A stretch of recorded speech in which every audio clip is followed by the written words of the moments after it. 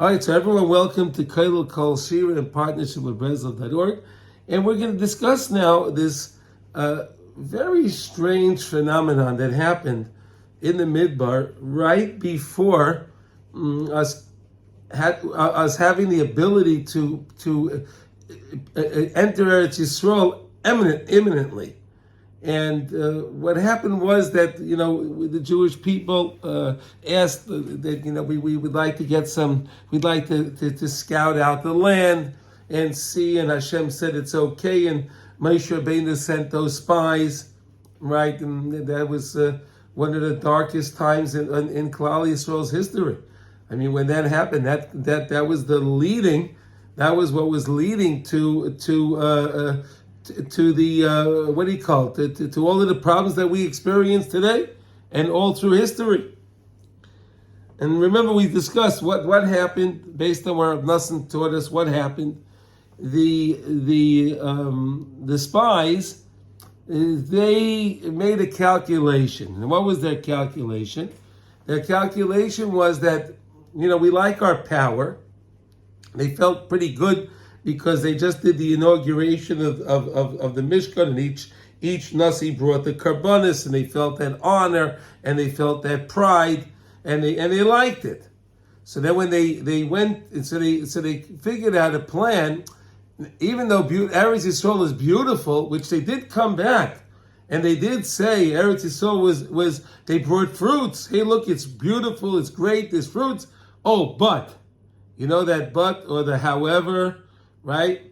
However, we will not be able to conquer it. We won't be able to conquer it. It's not within our means to be able to conquer it. They're giants, they're Bnei Anokim, they're it's impossible, they're too many. This is an Eretz Eicheles Yeshvel, like we learned about last week. Okay, now.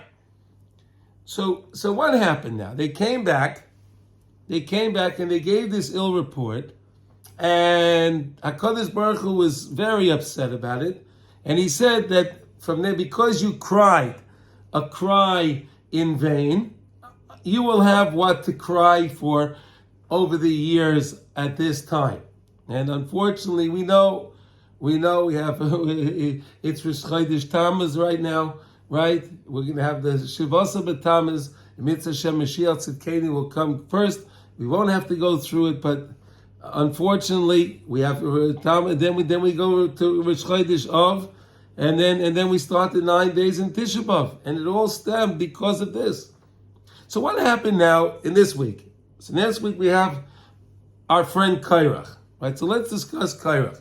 The Gemara says, Chazal teach us that Korach was perhaps the wealthiest man in the world at the time. Right? Chazal say that he had 300 donkeys carrying the keys to his storehouses, to his riches. Could you imagine that? 300 donkeys, carrying bags of keys. And each key was another key to another storage chest, to another storage room. Amazing. The man was fabulously wealthy, and he was of course a well learned person as well. We know that he was involved in carrying the Aron. He was a pretty good. It was a pretty good job.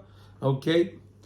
So what happened? What happened with Korach? What happened with Korach, and why right now does Korach, after the spies come back, why does Korach now pick his fight with Moshe Rabbeinu and Aaron HaKohen? Mostly with Moshe Rabbeinu, but he really had a lot with Aaron HaKohen, right? And what did he do? He came, right? The three things he did, right? What were the three things he did? He dressed everyone. He took the 250, the heads of the Sanhedrin, the greatest of the great. He took 250 of them and he dressed them into a beged that was a four-cornered beged. But again, money was no option for him, right? So he didn't care. He got talesim without the tzitzis on them. And they were total techelas, right? They were totally blue the blue of the tchelis, like we say in Kriya Shema, hapsil tchelis, right? Lechem letzitzis, right? Psil tchelis, and that's exactly what he did. He said like this: Maish Rabbeinu. He made a dray. He made a little dray. What was his dray that he made? He said to Moshe Rabbeinu, you said that a beged can be pottered from with if I have a four-cornered beged, and if I put one string of tchelis on it, so then I can potter up the beged and I can wear the beged. So he said, if that's the case, so then why don't I just make a whole talus out of the tchelis, and that'll pater the talus will pater the because it's tchelis, it'll pater it from eating tzitzis. If madach, I can take strings and put it on a beged that's not tchelis, right? And I can then be able to wear the beged because it has the psil tchelis, it has that string of tchelis. So now if the whole beged is tchelis, so then I don't need tzitzis. That was the first thing he came with. The second thing he came with was, he said, if I have a house, if I have a room that's molei svarim, right? Take a room and fill it up with svarim, sifrei Torah, whatever you'd like, right? And he said to Moshe Rabbeinu, so look, if I have a room that's full of svarim, so then I should not need to put a mezuzah on the door. Why? He said, why? Because if the mezuzah only has the parsha of Kriya Shema in there, and that can pater the room to be able to use the room. So if I have svarim in there, if I have a sefer Torah in there, of course it should pater the room, and the room should not need to have any mezuzah on the door. And what was the third thing he said? He questioned the laws of negoyim. Right, if people had a blemish, a neged tzaras, right? So he said that like this. So the rule is that if a person saw a nega, he had to show it to the kohen. And if the kohen saw there was the sapachas, he saw what the nega was, and it turned white. So then the kohen would lock him up. His kiroisa, he had to stay in there for 7 days. Okay. And then he would have to, what? I don't follow this. You see, the first thing that's bothering me. Okay. The first thing is that it's a seal to cheles. Yes. In other words, it had the strings of blue. A blue string. One blue string. All right. But why did not Moshe say to Korach, you're very correct that it should have blue, but the words are blue strings. So even if the garment is all blue, the commandment was blue strings. How does one comply with the other? You're right. So Rabbi Yaakov, you're thinking 100% correct. But Chazal is just explaining to us what he did. These are the three things. I was trying to get to the third one. This is what he did. He came to Moshe Rabbeinu wearing a blue tallis without strings on it, and that was his complaint. That was his claim. Of course it was a bogus claim. Of course it was a bogus claim, and no one's trying to we don't need to make sense of what Korach did. All he was trying to do is he was trying to slug up Moshe Rabbeinu. He was trying to show... What? Why didn't Moshe Rabbeinu tell him the truth and answer him and explain it to him? We don't know. Oh, no. Okay, so that's another thing. So there is a concept, and it's a very important concept actually, that when somebody is being challenged, sometimes it's a good thing to be quiet. You don't have to always fight back. In other words, he was questioning HaKadosh Baruch Hu's Torah. Was it really Moshe Rabbeinu's fight? Was this really Moshe Rabbeinu's fight? Perhaps it was not Moshe Rabbeinu, and that's why he said, Moshe Rabbeinu told Korach, okay, everyone has to get their maklas of ketoris, take a fire pan of ketoris, and we'll see who Hashem chooses. In other words, Moshe Rabbeinu didn't want to fight with him. That was the last thing. What did Moshe Rabbeinu? He cried to HaKadosh Baruch Hu. He didn't want to fight. Moshe Rabbeinu he was an Eved Hashem. Moshe Rabbeinu wasn't doing this for himself. He was working for Hashem. He wasn't working for himself, right? So that's why Moshe Rabbeinu. Yeah. What? If Moshe would have been able to answer him, maybe it wouldn't have come to the next part, and all these people would not have died into the ground. So 1 second. So you know the rule is as mefreknish kashas of a maisa. Right? You don't ask questions on this is what the story happened. Chazal is trying to help us understand the story. You know, they say that the Monday morning quarterback is, the Monday, right. Listen, it's very nice. We're sitting here today in Tufshin Pei Beis, and we're darshaning out what happened with Korach and Moshe Rabbeinu. But listen, the truth of the matter is the Torah tells us what happened. We have Chazal that give us the information. It's not upon us to try. We don't have to. We're not questioning what Moshe Rabbeinu did. We never question Moshe Rabbeinu. We don't question the tzaddikim because we don't understand the ways of the tzaddikim.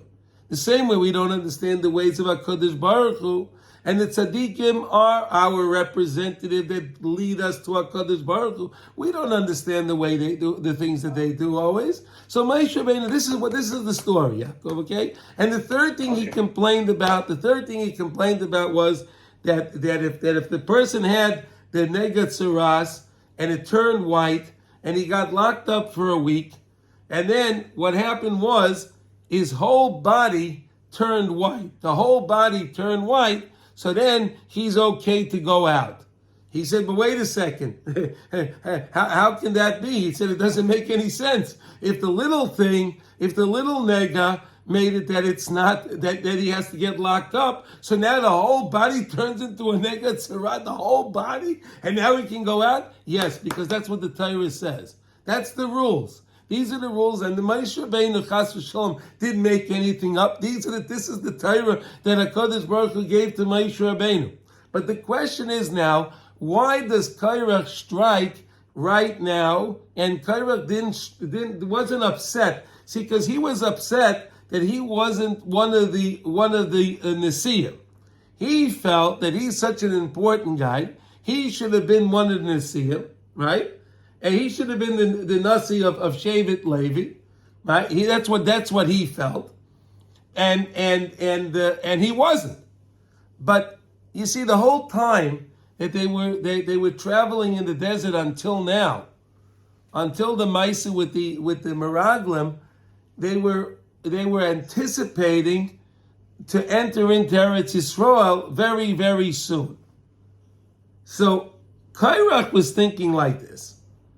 Korach was thinking that, okay, you know what? There was a mistake made. Moshe Rabbeinu made a mistake because I'm such an important guy. He said, I'm so important, right? Rashi tells us that what he saw, he was a Navi. He was able to see in the generations that Shmuel, a Navi, was going to come from him. And he was able to see that from Moshe Rabbeinu, his children, nothing really amounted from. Nothing amounted with his children, but he saw from his lineage it's going to produce Shmuel and Navi, which is going to crown Shaul HaMelech and David HaMelech. Amazing. So he felt mamish important, and he felt that when they go into Eretz Yisrael, and everything will be recalculated, and there'll be new Nesiim picked. And then he'll rightfully get his Nesius that he believed he was entitled to. Okay? But what happened now? Since last week, the Meraglim came back. Right? The Meraglim came back, and HaKadosh Baruch Hu said that anyone that's over 20 years old is not going to enter into Eretz Yisrael. They're going to die in the desert. And you're going to be in the desert for 40 years. Wait. So Korach says, wait a second, Moshe Rabbeinu. You made your mistake with not making me a Nasi for a short time. I was okay with that. But now, Reb Nossan explained so well. You think that I'm going to put up with this for 40 years? That's when he makes the macha. He makes this battle. he makes this battle against Moshe Rabbeinu right now when he realizes that these Nesiim are going to be the Nesiim for the next 40 years, and it's not that they're going to be able to... Good luck. What? I'm driving, sorry. Okay, and it's not that they're going to be able to, be re-chosen and reshuffled, and the way he thought. So this is a very a crucial understanding of what his complaints were, why he complained, and why he specifically complained at this time. Does anyone have any questions on this idea? Is this an interesting idea? Rabbi Isai? Yes. Yes? Yaakov, you accept it? Yehuda, Ernie, everyone accepts it? Okay, shkoyach. Yes.